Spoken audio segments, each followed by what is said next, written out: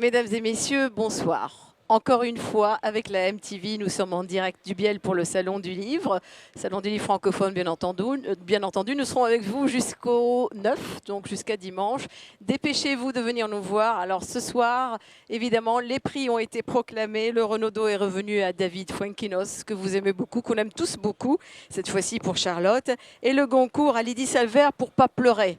On est très très loin de pleurer ce soir. Je crois que le set s'anime énormément. Vous savez, parce que je vous l'avais dit avant-hier, je reçois Lilian Thuram, mais pas que. Je vais avoir des illustrateurs, beaucoup d'humour ce soir sur le plateau, du moins je l'espère. À tout de suite.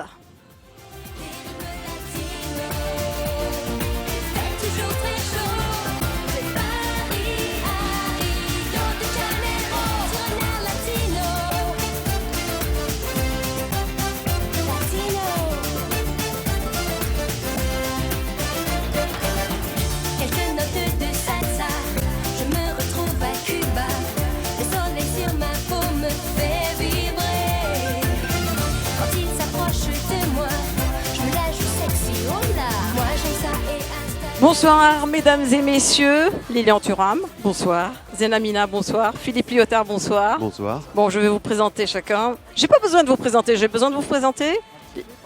Un peu. Vous êtes footballeur ? Et vous avez amené la France à la victoire ? Il semblerait. Bon, on va refaire ça pour ceux qui ne vous connaissent pas éventuellement.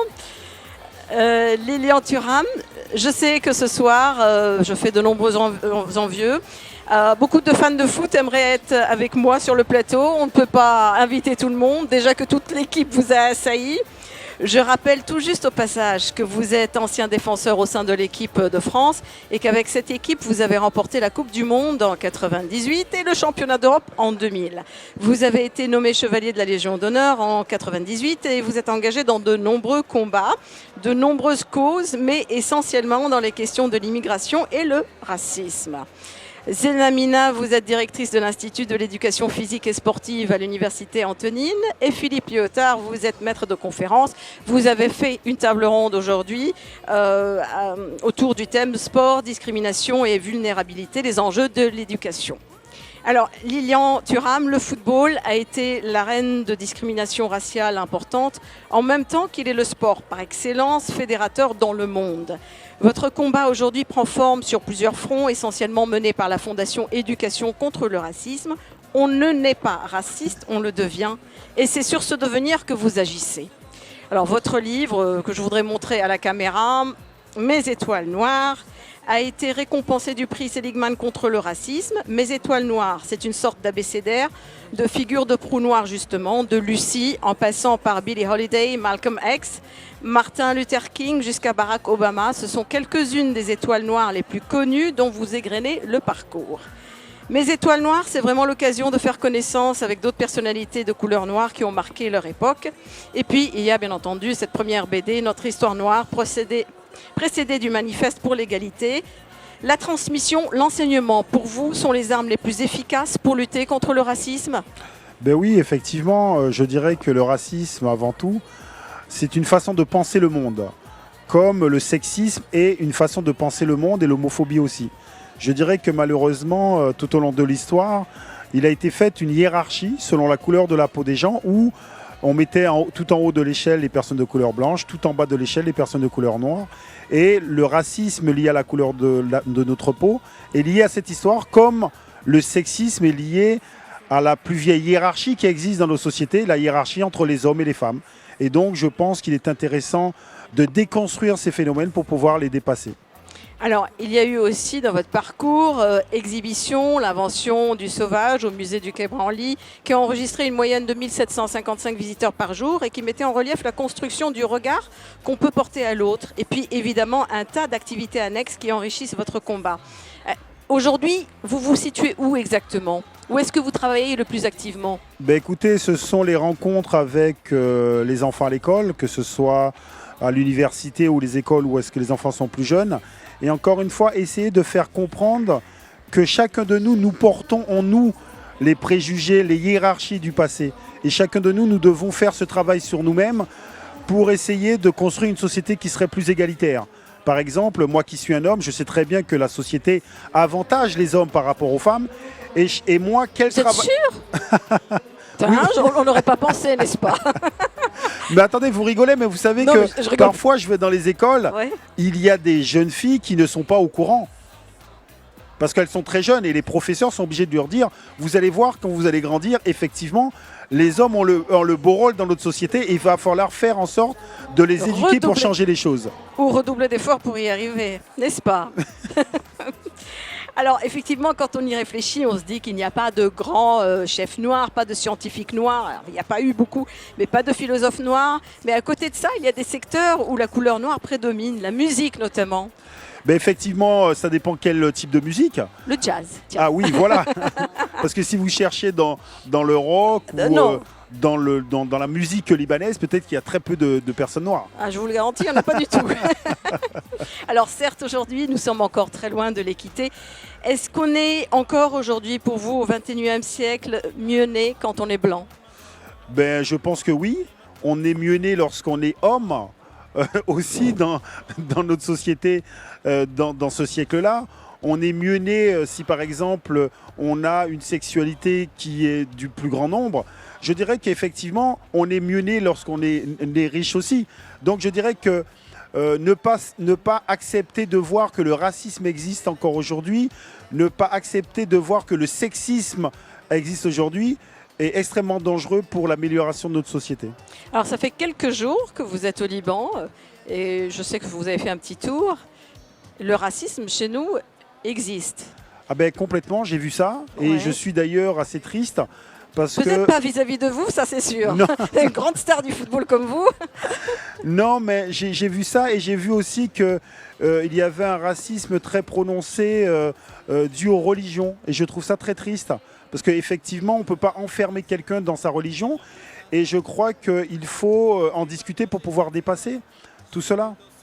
Ouais, mais ça c'est de vieux conflits chez nous. Oui, j'ai compris, mais vous savez, les vieux conflits demandent à être réglés. Et je crois que c'est ça, c'est-à-dire qu'à un moment donné, il faut aller vers un apaisement. Parce que si jamais, de génération en génération, nous sommes dans le ressenti, eh bien, on ne peut pas s'apaiser. Et si on ne peut pas s'apaiser, on ne peut pas créer des liens qui va permettre que justement, on va dépasser nos religions qui sont quelque chose de très, je dirais, très faible sur notre identité. Parce que notre identité ne se résout pas à la couleur de notre peau ou à notre religion. Il y a quand même énormément de choses en plus. Et donc, il faut travailler dans ce sens-là. La discrimination raciale, elle a enregistré quelques progrès. Par contre, la religion, elle, pose plus de problèmes aujourd'hui. Ben écoutez, je dirais qu'effectivement, les discriminations selon la couleur de la peau et selon les pays, il y a des avancées. Par exemple, mon grand-père qui est né en 1908, 60 ans après l'abolition de l'esclavage en France, je dirais que c'était plus compliqué pour lui. Ma mère qui est née en 1947, pendant la ségrégation aux États-Unis, c'était plus compliqué pour elle. Moi, je suis né en 1972, il y avait l'apartheid en Afrique du Sud. Effectivement, c'était plus compliqué pour moi et j'espère que ce sera moins compliqué pour mes enfants qui sont nés en 97 et en 2001. Effectivement, je pense que nous sommes dans une période où il y a un regain de racisme lié à la religion. Par exemple, moi je suis français. C'est vrai qu'en France, il y a une montée de l'islamophobie qui est très dangereuse. Et c'est pour cela qu'il faut déconstruire ce discours parce que trop souvent les gens disent les musulmans, comme si les musulmans existaient. Je dirais que chaque musulman a sa propre identité, comme chaque personne de couleur noire a sa propre identité, comme chaque personne dite de couleur blanche a sa propre identité. Et donc nous devons travailler sur cette idée que nous ne devons pas enfermer les gens dans une identité parcellaire. Alors évidemment, tout commence par l'éducation. Très jeune. Très jeune. Et c'est un travail que vous faites. Vous arrivez à en cueillir les fruits déjà? Ben effectivement oui, parce que lorsque je discute avec les enfants, notamment sur les couleurs de peau, je leur dis voilà qui est blanc ou blanche dans cette classe. Parfois les enfants lèvent la main, je prends une feuille blanche, je dis mais est-ce que vous êtes de la même couleur? Ils me disent mais non. Je leur dis mais pourquoi vous dites que vous êtes blanche ou blanc et que moi je suis noir? C'est une façon de dire. Et je leur dis voilà, ça c'est le racisme, c'est une façon de dire et de penser le monde. Donc à la fin les enfants me disent qu'ils ne sont pas blancs, ils sont beiges. Donc vous voyez une avancée. Alors, qu'est-ce que vous avez pu faire à Beyrouth, enfin au Liban? Je ne sais pas si vous êtes allé dans plusieurs régions jusque-là par rapport au thème que vous défendez. Non, malheureusement, je suis resté à Beyrouth. Pour l'instant, je rencontre des enfants ici lors du Salon du Livre. Mais et donc, vous n'êtes pas allé dans les écoles pour l'instant, pas du tout? Non, c'est les écoles qui viennent à moi. Tant voilà. mieux. C'est moins fatigant. C'est moins pour le footballeur que vous êtes. Voilà, exactement.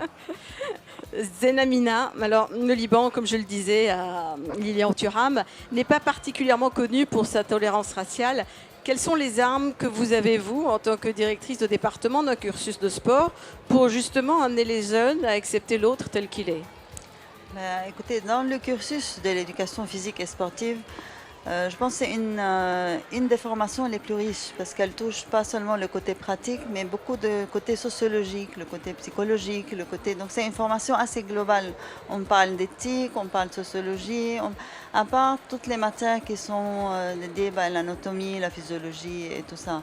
Donc c'est une formation assez intéressante, puisqu'on touche vraiment à l'éducation en elle-même, donc à la formation de ce citoyen futur et toutes les valeurs qui tournent autour. Alors vous les voyez, vous les jeunes, tous les jours parmi vous, et vous sentez qu'il y a quand même des discriminations? On parle de discrimination communautaire. Oui, bien sûr, parce que raciste au Liban. Pas vraiment, parce que nous, on est dans un contexte très particulier aux Antonins, là où il y a un pourcentage très élevé de chiites, de musulmans dans l'ensemble. Et franchement, on ne le vit pas. Il n'y a pas de discrimination, même aucune. Parce que moi, je gère le club depuis plus de 10 ans, le club Antonin Sportif. On a des équipes de basket, de volley, on a les équipes universitaires, on a l'école. Mais comment ça se fait alors que Lilian Thuram vient de dire qu'il a ressenti la discrimination religieuse de manière très forte? Non, j'ai pas ressenti. C'est-à-dire que dans la discussion, les gens m'ont dit que ça existait. D'accord. Voilà. Mais vous pouvez la constater, effectivement, elle existe. Moi, je parle à l'université, mais elle existe. Je parle d'un cadre très spécifique. Oui, je parle du cadre des Antonins qui, par sa position géographique, a cette particularité d'être vraiment une société hétérogène. Moi, je vous dis, d'accueillir de toutes les religions. Heureusement qu'il y a le sport pour être fédérateur. La Coupe du Monde, notamment, qui réunit hommes, femmes, enfants et le monde entier, avec toutes ces différences. Philippe Liotard, vous avez été modérateur de cette table ronde aujourd'hui. Quelles sont les grandes idées qui en ont émergé? Les grandes idées, alors déjà, je me permettrai de revenir un peu sur ce que vous venez de dire, c'est que le sport est fédérateur à condition qu'on pense la manière dont il devient fédérateur. Parce que le sport est aussi un espace d'affrontement et de clivage.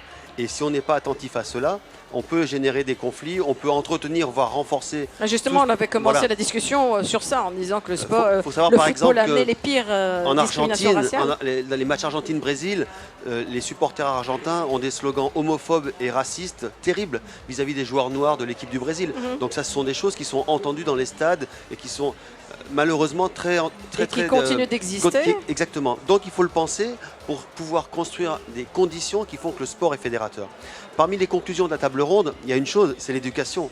L'éducation qui consiste à penser justement ce qui a été bien appris est tellement bien appris qu'on a oublié qu'on l'avait appris. La question du racisme, quand Lilian Thuram dit on ne naît pas raciste, on le devient, il reprend Simone de Beauvoir qui disait la même chose sur les femmes, on ne naît pas femme, on le devient, pour montrer tout le poids de la culture, tout le poids de l'éducation qui fait qu'au bout du processus éducatif, ce qu'on a appris devient naturel.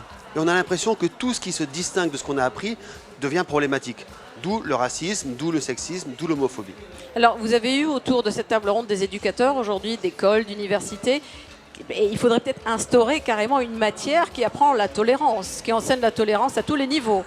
Et la couleur de peau, et la différence, l'handicap, tout ce qui va avec. Alors, dans mon université, je suis à l'université de Lyon. C'est des aspects qu'on aborde, mais pas de façon spécifique. C'est-à-dire qu'on a une autre approche qui consiste à intégrer au contraire, dans l'ensemble des cours, dans l'ensemble des formations, des questions qui amènent à interroger les discriminations, interroger les violences, interroger tout ce qui relève finalement de la stigmatisation de l'autre. Lilian Thuram, est-ce qu'aujourd'hui, vous utilisez encore le football pour faire parvenir le message?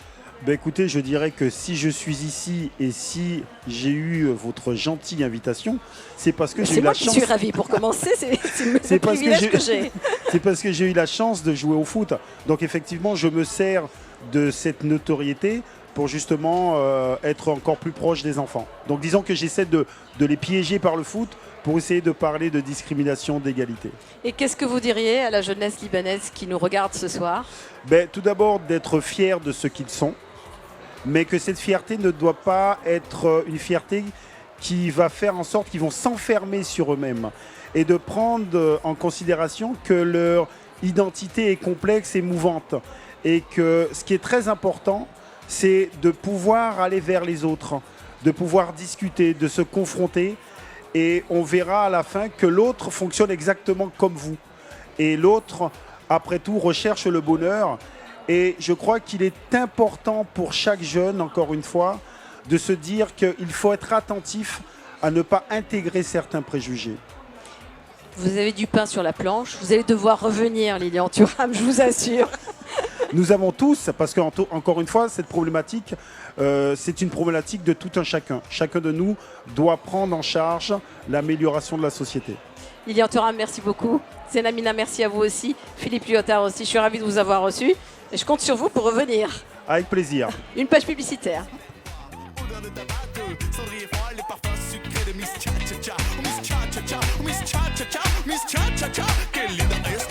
Au milieu de tout ça, y'a nous, y'a moi et Don't forget me, I'm Dr. B.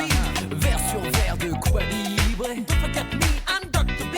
Vers sur verre de Cuba Libre. Dr. B, that's me. Yes, let's go, you don't stop. So come on, let's see rap rap.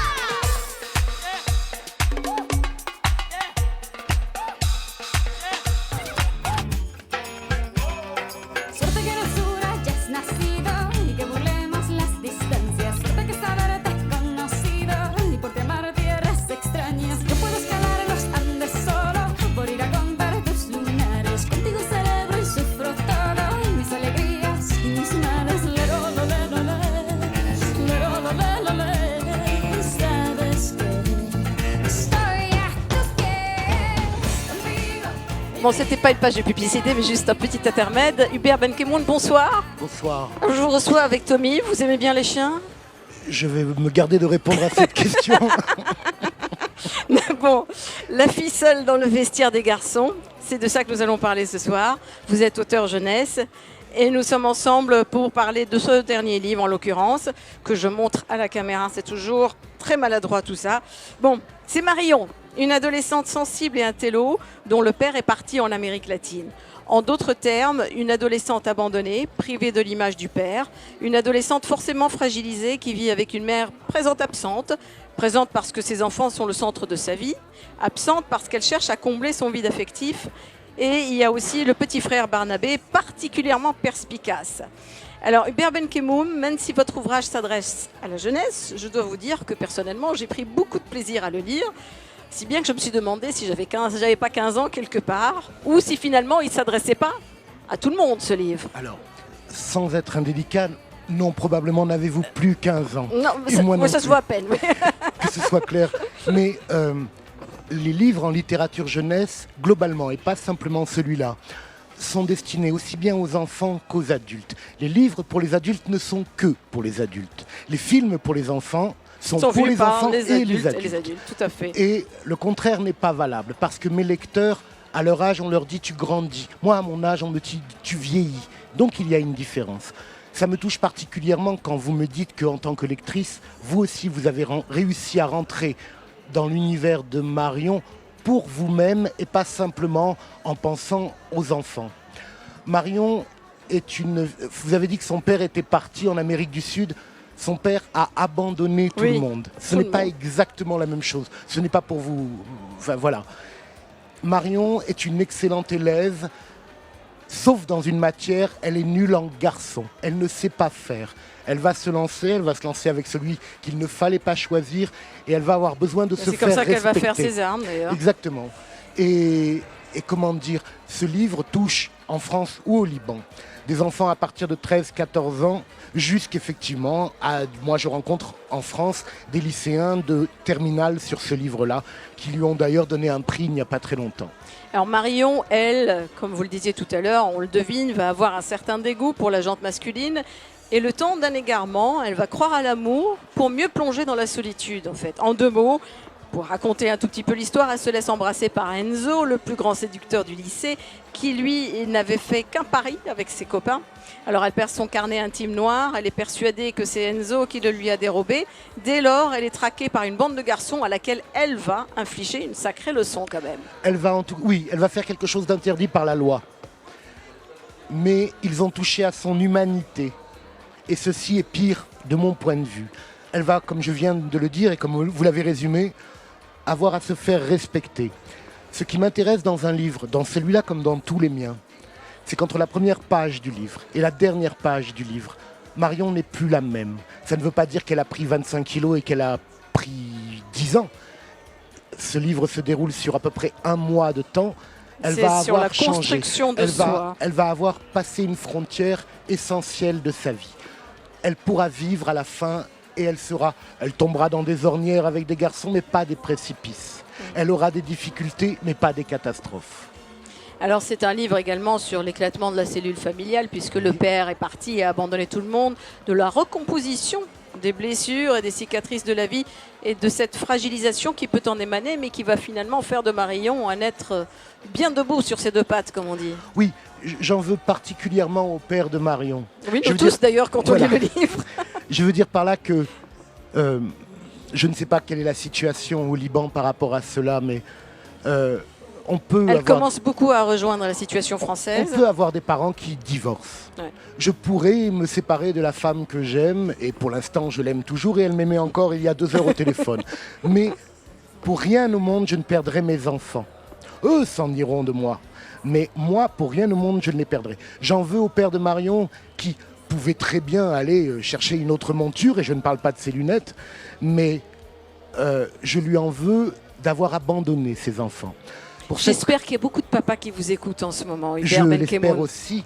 Marion, Et je le dis très sérieusement. mais je l'entends complètement sérieusement. Marion n'est pas malade, mais elle est dans le mal à dire quelque chose.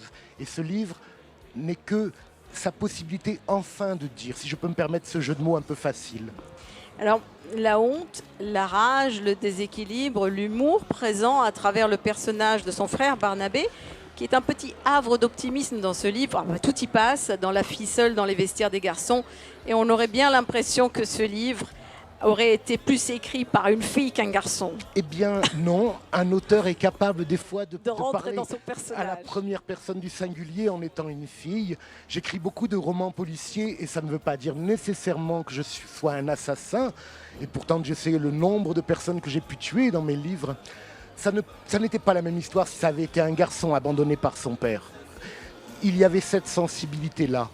Il y avait cette difficulté, et ce petit garçon de Barnabé auquel vous faisiez allusion est effectivement une sorte de territoire de gaieté, de confiance, mais difficile pour un petit garçon de 8-9 ans, au milieu d'une mère qui cherche n'importe quelle chérie d'amour fera l'affaire, et de Marion qui se dit « faut que je me lance » et qui va se planter. En gros, c'est ça. Hubert Benkemoun, qu'est-ce qui est en gestation là? En gestation, il y a mes livres de 2016 et 2017. C'est-à-dire qu'un auteur, entre le moment où il envoie son roman Bien sûr, à à un la éditeur et lecture. le moment où ça devient un bouquin, il se passe au minimum 1 an. Je viens de terminer un album. Il vient de sortir, il est sur le salon et à la librairie Antoine qui s'occupait de moi. Un livre qui s'appelle Un conte pour les petits et petites, qui s'appelle Le cadeau de la princesse qui avait déjà tout. Ce n'est pas une histoire de princesse. C'est un livre sur le manque de manque. Je m'explique. La princesse Latika a tout. Et c'est ses 10 ans et son père, le roi, ne sait pas quoi lui offrir. Une robe, elle en a autant que de jours de l'année. Un animal de compagnie, elle a un zoo entier à sa disposition. Un voyage, elle a déjà voyagé dans le monde entier. Et elle veut quelque chose qu'elle ne connaît pas. Et il va lui offrir, pendant quelques heures, quelque chose qu'elle n'a pas, la peur, la soif, la faim, la solitude, la détresse. C'est le cadeau qui va lui coûter le plus cher au monde à ce père. Et cette jeune fille va comprendre et va sortir différente du livre. Un livre sur les enfants hyper gâtés qui manquent de manque, qui ne savent pas s'ennuyer. Et il y en a de plus en plus. En tout cas, dans nos sociétés. Dans la nôtre, encore Dans plus la vôtre probablement. aussi, probablement. Elle n'est pas si différente, vous avez tout à fait raison. je ne suis pas uniquement sur les parents qui disent on ne sait pas quoi lui offrir, il a déjà tout. C'est un peu vrai. Les enfants privez-le de tout, comme ça ce sera plus simple ou presque. en sécurité, bien Oui, entendu. bien sûr, oui. En sécurité. Mais savoir s'ennuyer, c'est ça la littérature aussi. C'est je te montre, je te cache. Un peu comme les jupes fendues des filles. Je te montre, je te cache. Et c'est sur cet intervalle-là que se situe l'intérêt d'une histoire. Hubert Benkoum, merci beaucoup. C'est moi, voyons. J'espère vous recevoir à nouveau. Et là, une page publicitaire réellement. Merci.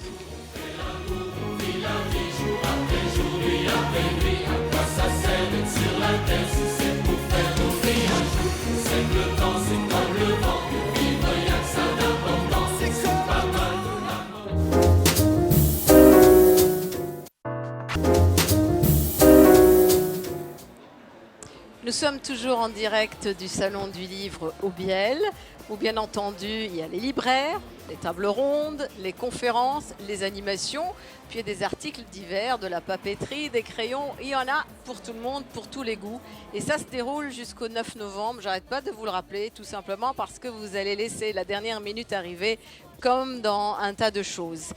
Alors, avant de passer au reportage quotidien qui concerne ce Salon du Livre, je vous invite à vraiment venir très très vite parce que le temps passe très vite et qu'il nous reste en gros 3 jours avant la fin de ce Salon du Livre qui se clôture donc le 9. Reportage tout de suite, notre reportage quotidien dans l'émission.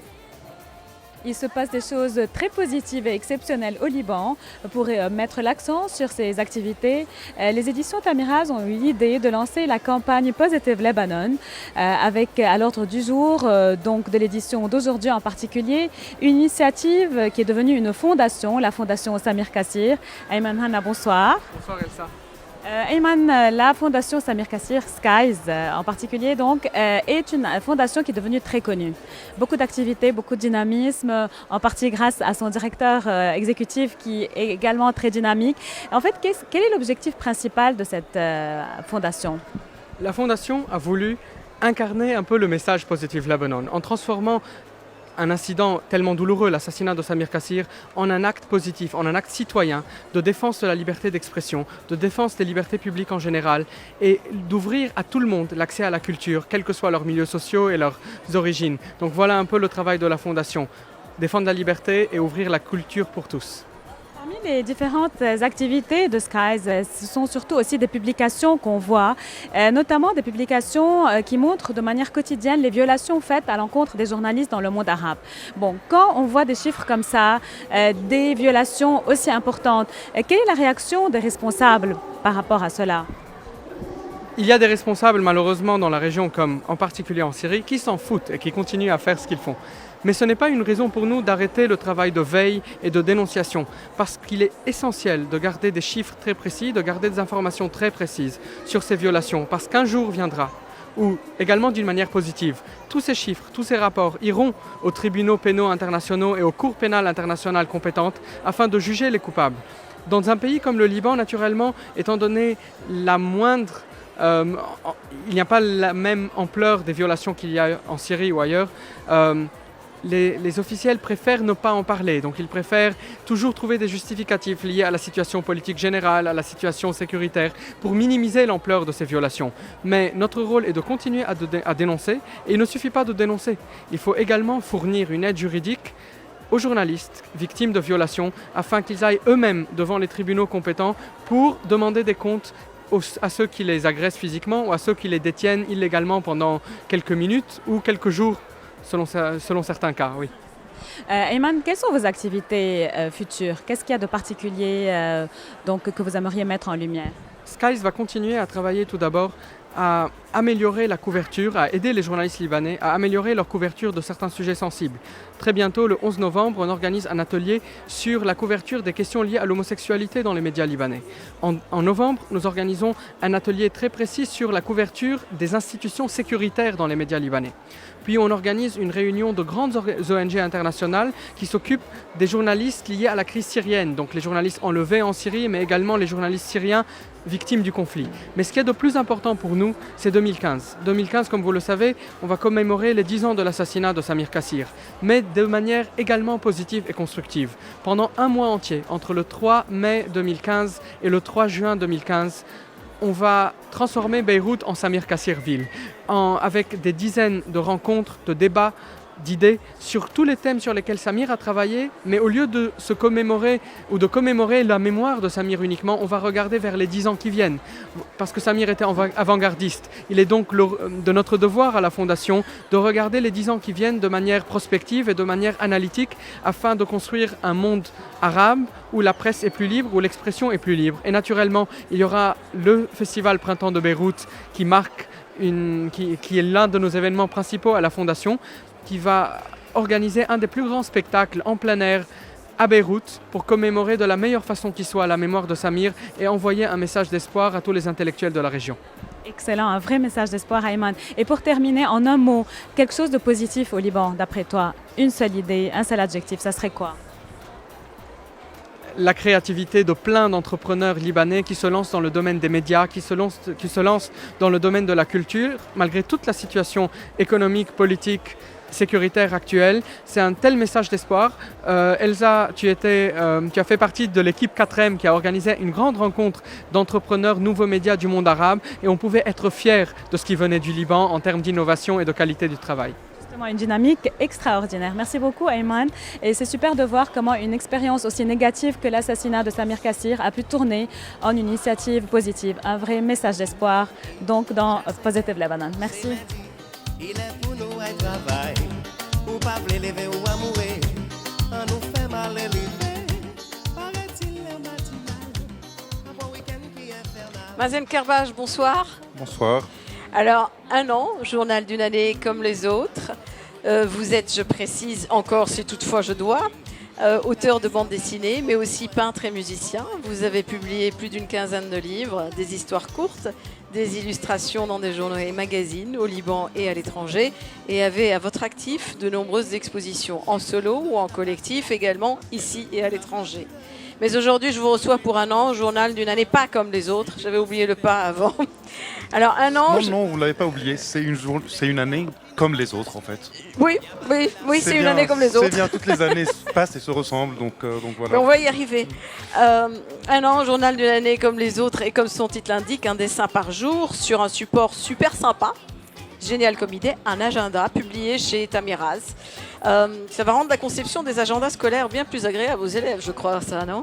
C'est surtout très agréable parce qu'ils n'ont plus aucun endroit pour écrire dessus. Donc, pas de devoirs, pas de leçons. Je crois qu'ils adoraient en avoir, oui. Je sens qu'on va se faire trucider par les parents. Je me demandais aujourd'hui où je vais faire la dédicace, en fait, parce que le livre est vraiment bourré de dessins de la... C'est vrai, en plus, des pages de garde à la page attention. de garde. Voilà, des pages de garde aux pages de garde, il est...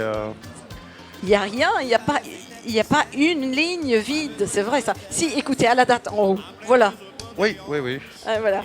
Bon, alors, particulièrement génial, je trouve, le début de cet agenda qui relate une triste réalité. Et pour finir, tu es parti pour de bon, comme toutes les autres. Une année en repère temps inventée par l'homme, une année prometteuse de plus, qui bien entendu ne tiendra pas ses promesses, pas plus que ses résolutions pour Néo-Libanais. C'est pour ça que c'est une année comme les autres. Hein. J'ai pas précisé que c'est l'année 2012, mais ça aurait pu être 2013 ou 2011. Pour moi, ça continue, c'est toujours des années comme les autres, que ce soit au Liban, que ce soit dans le monde, ou que ce soit dans ma vie de tous les jours. Vous êtes toujours habité par la même désillusion, Mazen? Le pire, c'est qu'elle grandit. Hein. Je suis sur la mauvaise pente depuis toujours. J'ai posé la mauvaise question. Oui, je reprends. Oui. Y a-t-il une lueur d'optimisme, Mazen, dans votre vie? Écoutez, pas vraiment. Là, je voyais le truc sur Positive Lebanon. Qu'est-ce qu'il ne faut pas faire pour être positif? C'est fou. Hein. Je pense que je pense pas que le Liban puisse devenir positif, puisse devenir un pays normal ou un pays bien ou un pays... Je pense qu'une bombe atomique serait le seul moyen de régler le problème de ce pays. Bon, après, vous avez entendu ça, vous? Après, on dit que je suis un peu pessimiste, mais... Un peu pessimiste? Mais bon. Moi, je trouve pas, non. Du tout.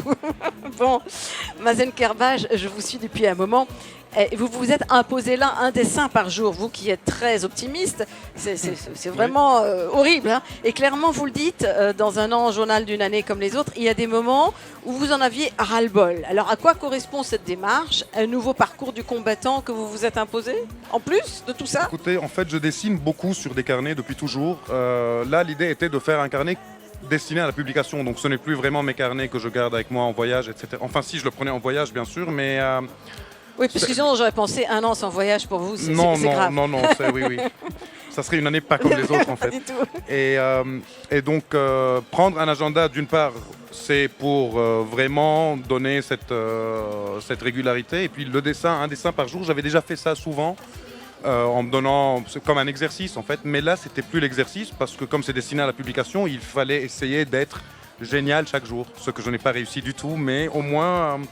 j'ai réussi. Moi, je trouve que vous êtes pas mal génial. Vous êtes pas mal génial là-dedans. 10% de bons dessins, mettons, et je suis tendre avec moi-même.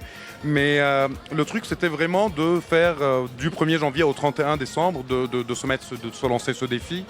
Et puis de voir comment ça va se passer. Il y a des jours où il n'y a pas d'inspiration du tout. J'allais justement vous demander, alors comment ça se passe le matin? Vous êtes forcément inspiré. À Écoutez, quel les deux moment de la premiers, journée? Comment ça se passe? Alors c'est très drôle parce que parfois c'est le matin, parfois je me réveille, j'ai une idée. Parfois j'ai 2 idées, j'en fais une, je me dis demain je vais faire l'autre. Parfois je l'oublie. C'est pour ça que dans les pages de garde, il y a souvent des trucs griffonnés, j'en oublie pas cette idée. Mais pour demain. Est-ce que c'était effectivement 1 par jour ou parfois vous non, en faisiez j'ai 3? J'ai triché. Vous Non, avez pas triché. pas 3. Parfois j'oubliais le dessin du jour, donc je le disais en fait. Donc il y a un dessin où j'ai, je crois, un bonnet d'âne et où j'écris 100 fois sur un tableau, il ne faut pas oublier de faire ton dessin chaque jour. D'autres fois, je trichais différemment, où je dînais, puis je faisais un dessin, puis on se bourrait la gueule, puis à 2h du matin, je faisais le dessin du lendemain. Je me disais, demain, je vais me réveiller très tard avec une gueule de bois, donc autant prendre de l'avance, mais c'était pas de la triche. La seule fois où j'ai vraiment triché, c'est en faisant vraiment des dessins à l'avance pour voir ce que ça fait. Il y a d'autres fois où j'ai fait des téléportations dans le temps, où j'ouvrais une page au hasard dans 3 mois. Je faisais le dessin en me disant je viens du passé. J'ai pas le droit. Voilà. Donc bon, je jouais un peu avec ce truc de un dessin par jour, mais le ras-le-bol, c'est surtout après les 2 premiers mois, je me disais merde, il y a encore 10 mois. Quoi. Ça a été, oui. Au début, c'était amusant, puis après se balader tout le temps avec ce gros agenda un peu partout, en plus avec toujours la peur de le perdre. Il n'est pas si lourd que ça, Mazen, comment vous n'exagérez pas. Non, mais surtout en tournée où on l'a toujours accroché et puis on a oublié de perdre son sac. Il y a une fois où j'ai oublié mon sac dans un bar avec l'agenda dedans. Quoi, et on était en novembre. Donc il y avait déjà 10 mois de dessin dessus. Et donc bon, c'est un truc qui a vraiment vécu avec moi tous les jours. Et le ras-le-bol a commencé à s'amenuiser ou à se transformer en peur que ça finisse. Donc en décembre, je me disais merde, j'ai encore plein d'idées. Il faut recommencer. Alors non, je vais pas dire c'est quoi la dernière tâche, mais j'ai pris une bonne résolution à la fin, oui voilà. Rapidement, vous juxtaposez les dessins en couleur, en noir et blanc. Qu'est-ce que l'un exprime pour vous par rapport à l'autre?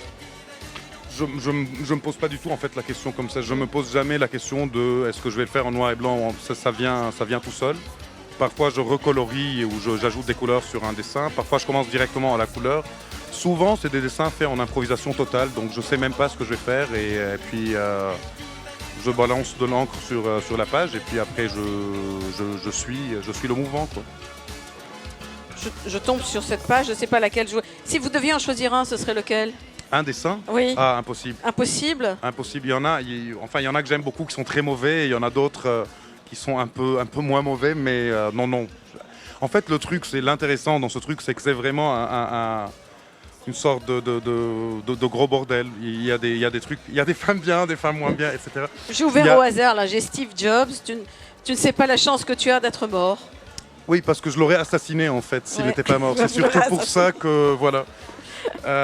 Mais le truc, c'était vraiment de publier l'ensemble, justement pour montrer les hauts et les bas de l'inspiration. Parfois, c'est vraiment de l'inspiration où j'aurais pu faire quasiment 10 pages sur une seule idée, mais là, elle est en une page. Parfois, vraiment, pendant 5 jours, je rame pour trouver de quoi remplir ces pages. Parfois, je suis totalement déprimé, j'ai pas envie de dessiner, mais ce truc de 1 dessin par jour, justement, montre, enfin, j'espère que j'ai réussi à montrer un peu le cheminement d'un artiste sur une année avec tout son entourage. Mazen Karbach, merci beaucoup. Je sais que vous reviendrez l'année prochaine. J'espère. Avec 365 avec dessins. Une autre année comme les autres. Hein. Merci Nanette. Merci à vous.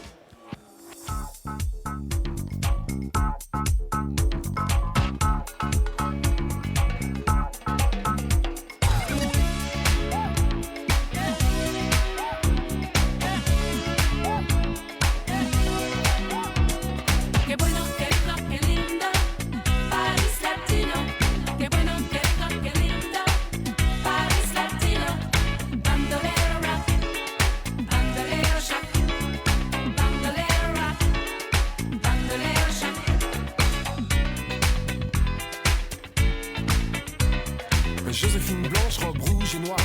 danse avec le reflet du miroir.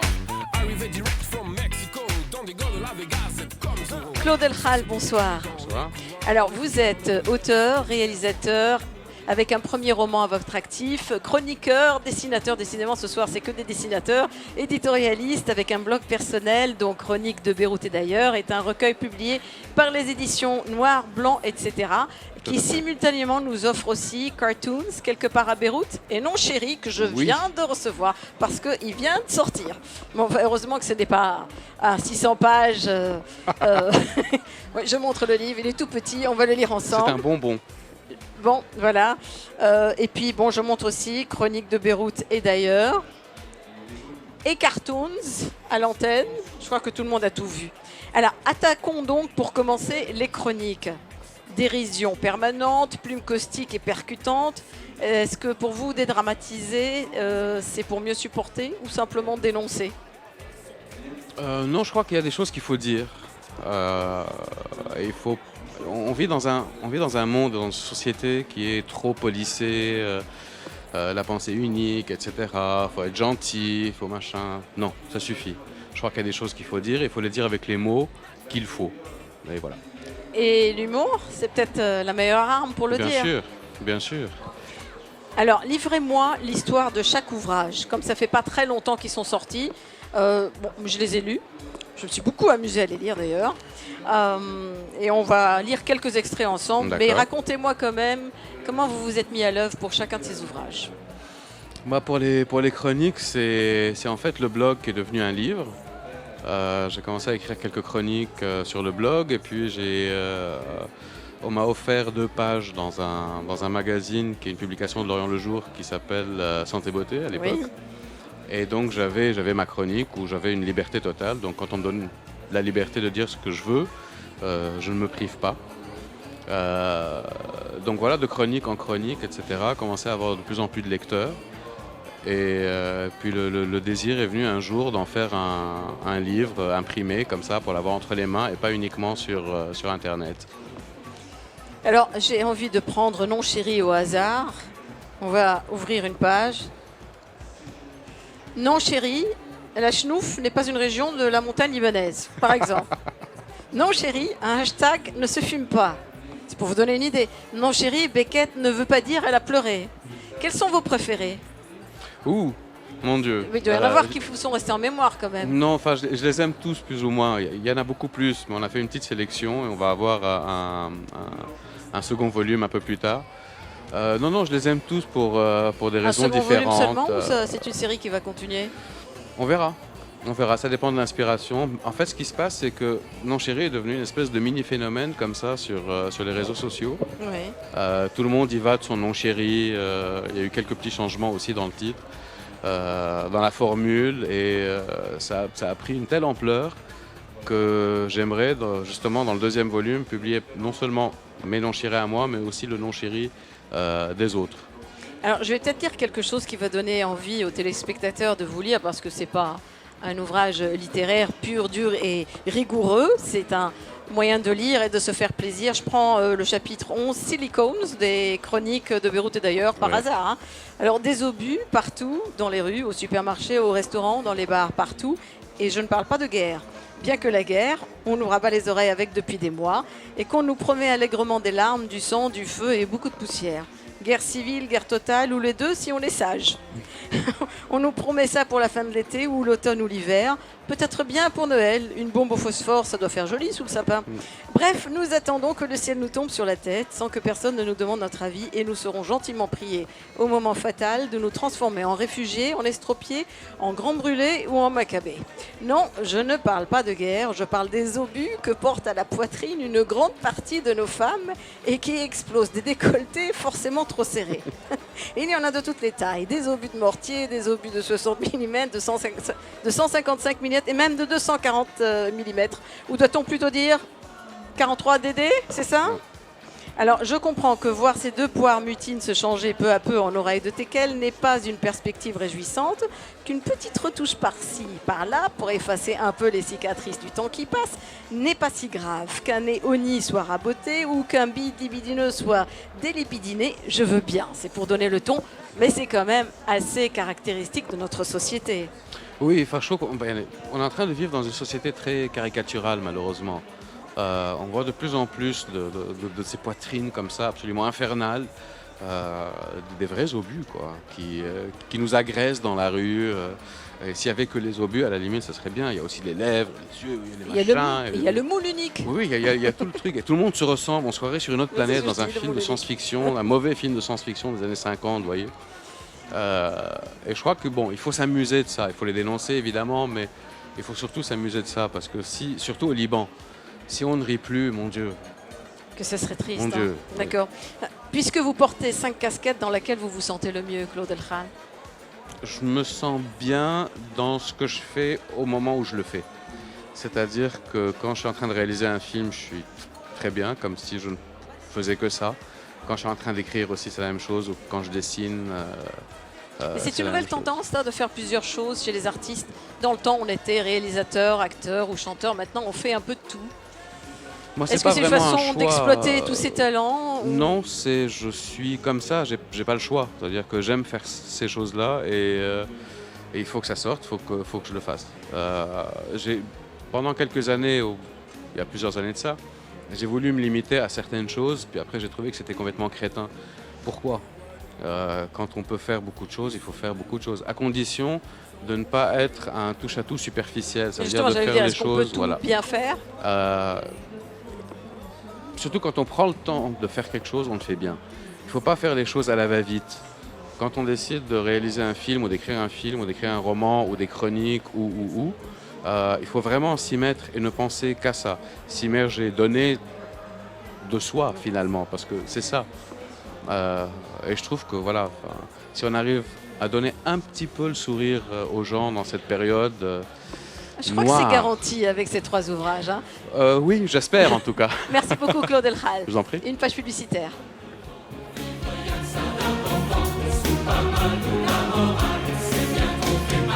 Les rois du monde ont peur de tout, c'est qu'ils confondent les chiens et les loups.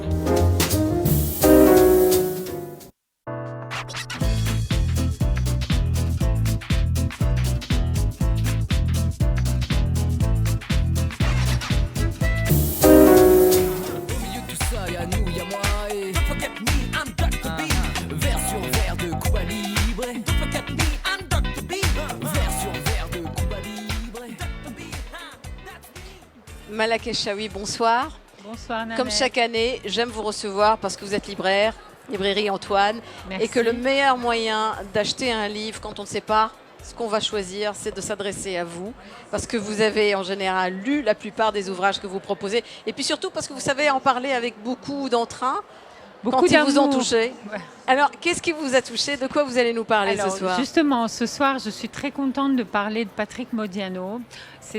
Donc, comme vous le savez, il a eu le prix Nobel de littérature. Mais pas seulement pour ça. En fait, c'est un auteur qui m'a accompagnée durant toute ma jeunesse et mes années de fac, dans toutes mes lectures. Et très souvent, là, maintenant, dans mon métier de libraire, certains me demandent des conseils et me disent, bon, si on doit lire Modiano, qu'est-ce qu'on doit lire?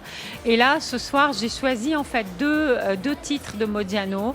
Un ancien, donc celui où il avait eu le Goncourt en 79, qui est Rue des Boutiques Obscures, et son tout dernier, celui qui vient de paraître, celui de cette rentrée littéraire, Pour que tu ne te perdes pas dans le quartier. Et quand on lit ces 2 livres, on trouve vraiment des similitudes et c'est ce qui caractérise Modiano, c'est vraiment cette unité dans la thématique qu'il aborde, qui est à la fois décrite dans un style vraiment extraordinaire, sublime, mais aussi toujours cette recherche du temps passé. Il y a un thème qui est récurrent chez lui, qui est l'amnésie. Et dans ces 2 livres-là, en fait, il est question d'amnésie. Alors, pour résumer très vite, Dans Rue des Boutiques Obscures, c'est un peu l'enquête d'un certain Guy Roland qui erre, en fait, qui a une quête un peu à travers le temps pour essayer de reconstituer une histoire qui est un peu la sienne.